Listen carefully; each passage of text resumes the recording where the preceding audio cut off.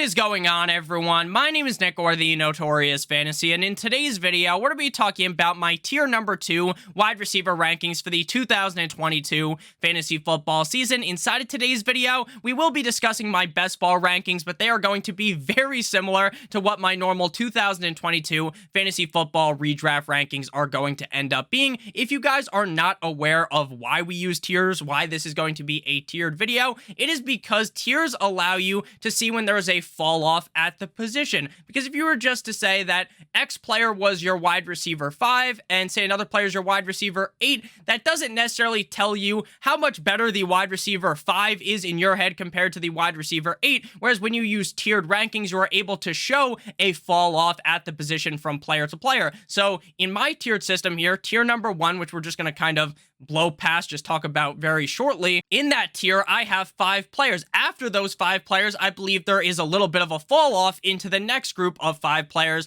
that I'm going to be discussing, which are wide receivers 6 through 10 inside of my tier number 2. But before we could get into things, I would like to ask, if you are new to the channel and you do end up enjoying today's video, to please make sure that you do hit that subscribe button down below. And while you're down there, whether you are new to the channel or not, please make sure that you do leave a like on today's video. It would help us out a ton. And if you would like to follow me on Twitter, please do so at Notorious FNTSY. So without further ado, let's get into my tier number 2 wide receiver ranking. So before we can actually do that, we will be going shortly into my tier 1 wide receiver rankings. Now, if you guys did watch my wide receiver rankings video from a week or two ago, I did actually move a couple of players around because my mind has been shifting. The videos that we are getting here in April, my rankings, are definitely going to be pretty different to by the time we get to August. Obviously, injuries happen, knock on wood. We're not rooting for injuries here, but things can change that are going to move my opinion, change my rankings on these given wide receivers. So in tier number 1, we have Cooper Kupp of the LA Rams. Justin Jefferson is my wide receiver number 2 of the Minnesota Vikings. 3 is Devontae Adams of the Las Vegas Raiders. 4 is Jamar Chase of the Bengals. And 5 is Deebo Samuel of the San Francisco 49ers. If you guys want a real breakdown on those wide receivers, you just got to go ahead and check out the video from a week or two ago where I break down my top 12 wide receivers. But those guys were the top 5 already. Here is where things start to get a little bit different now in tier number 2, beginning with Tyreek Hill, wide receiver of the Miami Dolphins. He is my wide receiver 6. He is the first player in my tier number 2 of wide receiver rankings. So when it comes to Tyreek Hill, I think from basically when the trade happened from him going to the Chiefs to the Dolphins obviously almost pay a king's ransom to get him. They pay him all this money, and there's going to be a debate from then all the way until August or early September when you guys are doing your fantasy football drafts on how valuable Tyreek Hill can be in this Miami Dolphins offense.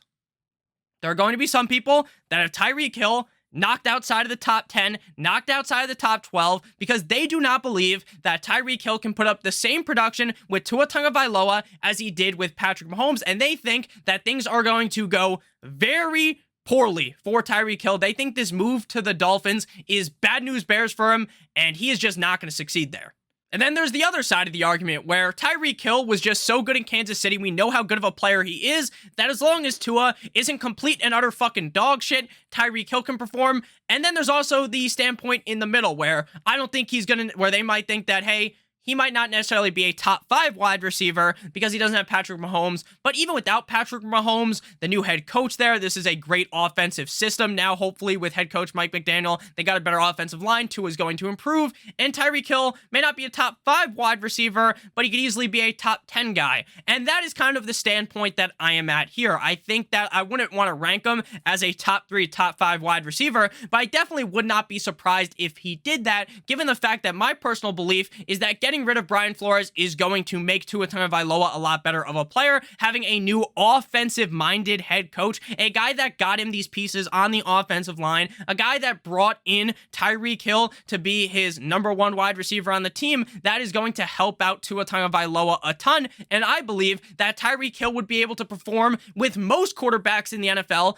as long as the quarterback just isn't terrible, and I think Tua Tagovailoa definitely isn't terrible. In 2021, Tyreek Hill played in 17 games, finishing as the wide receiver 6.5 PPR and the wide receiver number 7 in half PPR points per game. He had 159 targets, 9.4 per game, ranking 7th at wide receiver, 111 receptions, 6.5 per game, ranking 3rd at wide receiver, 1,239 receiving yards, 72.9 per game, ranking 6th at wide receiver, and 9 total touchdowns, number 10 at the wide receiver position. So Tyreek Hill had quite the solid year last year in Kansas City with Patrick Mahomes in an excellent offense. And again, do I believe that Patrick Mahomes is the same as Tua? Of course not. Of course, I don't think that. I understand that Patrick Mahomes realistically is probably the best quarterback in the NFL. Maybe you say Josh Allen, Aaron Rodgers, Tom Brady. There's a little bit of an argument you have there, but he's definitely a top 5 quarterback, top 3 quarterback in the NFL. And I understand that Tua Tagovailoa is not that. But what I do believe is that Tyreek Hill is also a top 5 wide receiver in the NFL. He has a skill set that most wide receivers don't have. Most wide receivers can't run as fast as Tyreek Hill. He may be the fastest man in the NFL. He is known as the Cheetah. His nickname's the Cheetah for a reason, because he's fast as fuck. And I personally believe that Tua Tagovailoa is going to be good enough to help Tyreek Hill. And remember, it's not like every single Tyreek Hill point in fantasy football came with Patrick Mahomes letting the motherfucker fly, throwing it super deep down the field, and Tyreek catching the ball. Sure, you've seen those highlights. We all know Pat Mahomes to Tyreek Hill. They can do that. But there's also touchdowns like up against the Buffalo Bills in the playoffs this year where Tyreek Hill runs a slant, Mahomes throws it 7 yards, Tyreek Hill jukes everyone out of their shoes, and scores a touchdown. So I don't necessarily think that the step down at the quarterback position is going to completely derail what Tyreek Hill could be, and that's why I got him as my wide receiver 6 at number 7. We move to Stefon Diggs, wide receiver of the Buffalo Bills. In 2021, he had 17 games played, finishing as the wide receiver number 7 in half PPR, and the wide receiver number 9 in half PPR points per game, tied with Deontay Johnson and Chris Godwin. He had 174 targets on the season, 9.6 per game. Flip that around, you get 6.9. Very nice. I like number 5 at the wide receiver position, 103 receptions, 6.1 per game. Number 8 at wide receiver, 1,225 receiving yards, 72.1 per game. 7th at wide receiver, and 10 total touchdowns. Number 7 at the wide receiver position. Now, Stefon Diggs was coming off of a terrific 2020 season. He was a guy that wasn't getting overdrafted in fantasy football. He went from Minnesota to Buffalo, and people weren't sold all the way on Stefon Diggs yet in 2020. Or prior to 2020, I should say. But once he had that terrific season, then everyone, including myself, was like, you know what, Stefon Diggs could be the best wide receiver in fantasy football in 2021. He was not that. He definitely did not live up to my personal expectations, but that's not to say that Stefon Diggs just shit the bed and had an awful season. If you drafted him, you weren't excited about it, but he didn't completely derail your team. He wasn't a bust, but he just wasn't that guy that I thought he could be.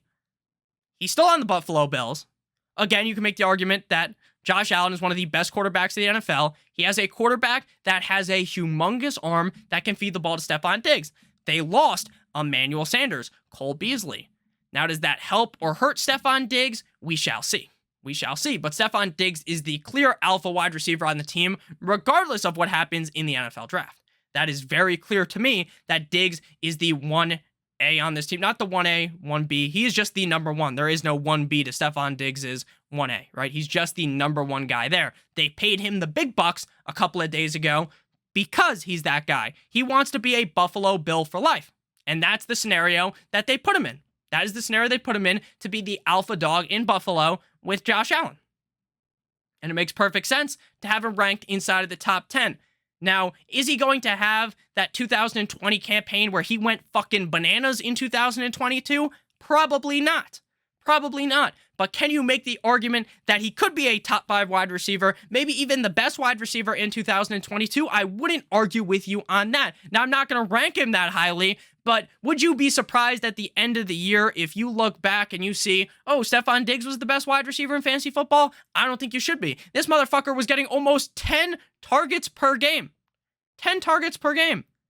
And the AFC East isn't as soft. It's not super soft, right? Where you remember in 2020 when the Patriots were just dog water. The Dolphins were pretty solid, but the Jets sucked, right? Now Buffalo's playing up against the Dolphins with a solid defense. The Patriots have a good defense, good team as well. So it's not this Mickey Mouse division that Stefon Diggs is just going to be stunting all over for 6 games every single year. With that said, though, most wide receivers in the NFL don't have these easy matchups every single time they play a divisional matchup. So that shouldn't be used against him. It's just kind of a talking point as to maybe why he played so well in 2020 compared to 2021. Again, he was a top 10 wide receiver last year. I think he does that yet again in 2022.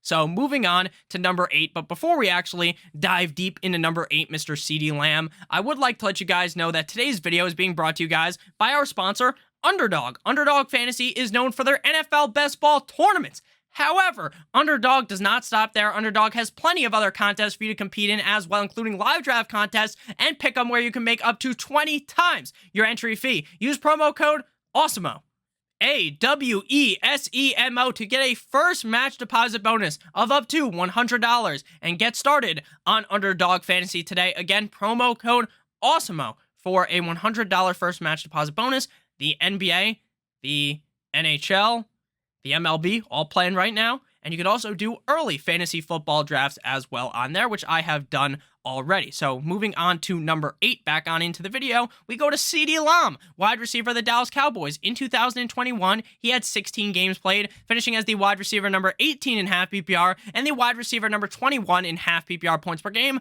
tied with Jalen Waddle. He had 120 targets, 7.5 per game, ranking 21st at wide receiver, 79 receptions, 4.9 per game, ranking 20th at wide receiver, and 1,102 receiving yards, 68.9 per game, ranking 14th at the wide receiver position for 6 total touchdowns. So CeeDee Lamb was one of those wide receivers last year that was getting a whole lot of steam. There was definitely a big hype train for CeeDee Lamb to potentially have a top 5 year in 2021. As I read those stats, you could tell he wasn't a top 12 wide receiver. He wasn't a top 5 wide receiver. So was he a bust? No, because he wasn't being drafted as a top 10 receiver, but a lot of people had very high hopes for what CeeDee Lamb could be. Amari Cooper was there, and now Amari Cooper is gone. So CeeDee Lamb is now slotted in as the alpha wide receiver on this team. Now, there are a lot of talks that in the 2022 NFL draft that is coming up 16 days from today, that they are going to draft another wide receiver. And then they're going to have fucking CeeDee Lamb, they're going to have Michael Gallup, and whoever they draft in the first round potentially. That seems a little bit scary, not for CeeDee Lamb falling off the edge of the earth, right, and just sucking ass in terms of fantasy football, but that is a little scary when you want to talk up CeeDee Lamb to be a top 10 wide receiver. I have personally already started pumping the metaphorical brakes on CeeDee Lamb. He was originally, I believe, my wide receiver 7, where Stefon Diggs was, and I bumped him down to number 8. And if they draft another wide receiver in the first round, a guy that legitimately could be taking up a bunch of targets, I'm going to get even more worried. The talent is certainly there for CeeDee Lamb, and I'm not going to deny that. I'm not going to tell you that CeeDee Lamb is just going to get kicked off the face of the earth if they draft another wide receiver there. Because Michael Gallup is a very talented wide receiver, and so is Amari Cooper, and CeeDee Lamb was still able to perform at a relatively high rate with them. So I don't want it to mean CeeDee Lamb's value, his skill set, his athleticism as a player. But as a whole, for fantasy football, when you are putting the equation together, right? How good is the player? How good is the team? How good is the situation? The situation might be getting worse for CeeDee Lamb.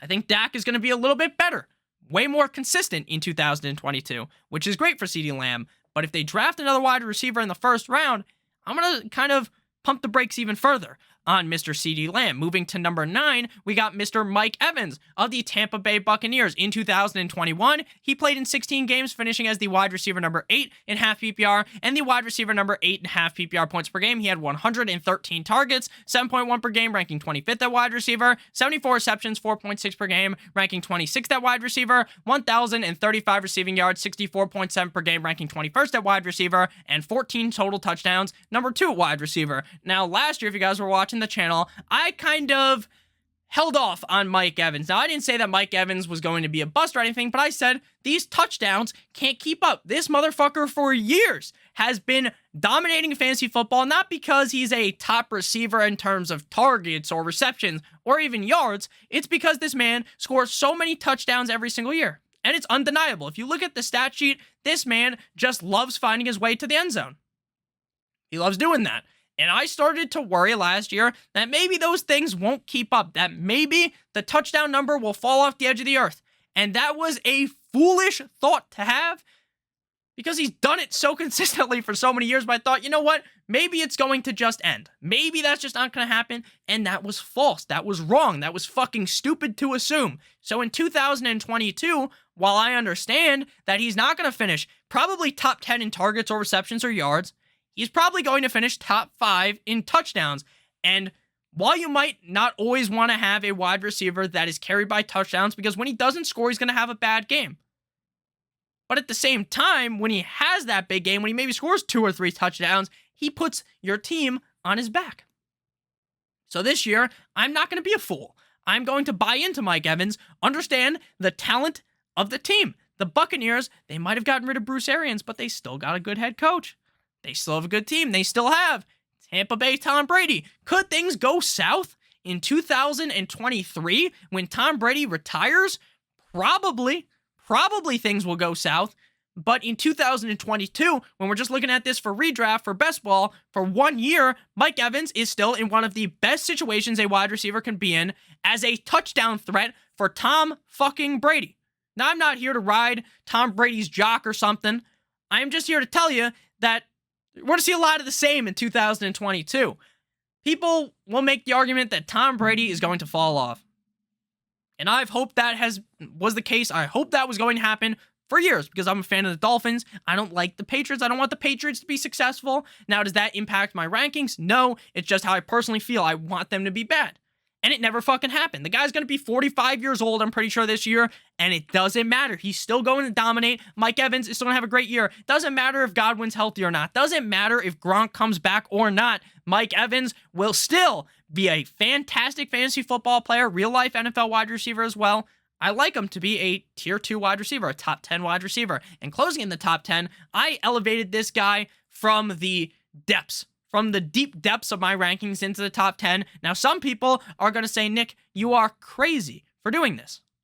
You're crazy. This man hasn't played really a full season in a while. But that's okay with me. Michael Thomas, wide receiver of the New Orleans Saints, is going to close out my top 10 receivers. I guess technically by tier 2 of wide receivers, definitely. Michael Thomas. He didn't play at all in 2021, so we got to hop in the time machine. Like in that Doritos commercial, go back to 2020, where he played in just 7 games, 5 starts. He was the wide receiver 97.5 PPR on the season, wide receiver 48.5 PPR points per game, tied with T.Y. Hilton and Russell Gage. He had 55 targets, 7.9 per game, 77th at wide receiver, 40 receptions, 5.7 per game, 68th at wide receiver, 438 receiving yards, 62.6 per game, 81st at wide receiver, and 0 total touchdowns. So he didn't have a great 2020 season. If you look back to 2019, this guy was on top of the world. This was a man that with how he was playing, you wouldn't have even batted an eye if this motherfucker had like 240 targets. That's how much this guy was getting the ball. Now, people make jokes about him, and I like to as well. I like to poke fun at players. They call him the slant god. He's only good at the slant. He's only good 5-6 yards away from the quarterback. Blah, blah, blah. Okay, that's fine with me, as long as he's getting a bunch of targets. I understand that Jameis Winston isn't Drew Brees. Jameis Winston might not force feed Michael Thomas the ball down his throat like Drew Brees would. But that's okay. That's okay. You don't necessarily need all of that crazy target total to be a top 10, top 12 wide receiver. And my belief is even when August comes by, right, when a lot of people are doing their fantasy drafts, I really do believe that Michael Thomas is still going to be drafted at an extreme discount. Now, is that going to be like wide receiver 20 where some people have him ranked? Probably not, right? He's going to creep into like the top 16, the top 18. But I really think that he is going to be a chef's kiss Manufuik pick in 2022. I believe even with famous Jameis, eat a W Winston, steal a crab Winston, he's still going to be great. I like Michael Thomas a lot. I think he's got the skill sets that still, I understand that he hasn't played in a while. but as long as he's able to stay healthy, he is going to be amazing. So thank you guys all so much for watching today's video. If you did end up enjoying, make sure you hit that subscribe button. Make sure you hit that like button as well. I would appreciate it a ton. And please make sure that you head on over to our sponsor's website, Underdog Fantasy. Use promo code Awesemo to get a $100 first match deposit bonus. Get on started, Underdog Fantasy today. The promo code is also on your screen right now. I love you guys all so much. I hope you did end up enjoying today's video. I hope you have a great rest of your guys' day. And as always, good boy!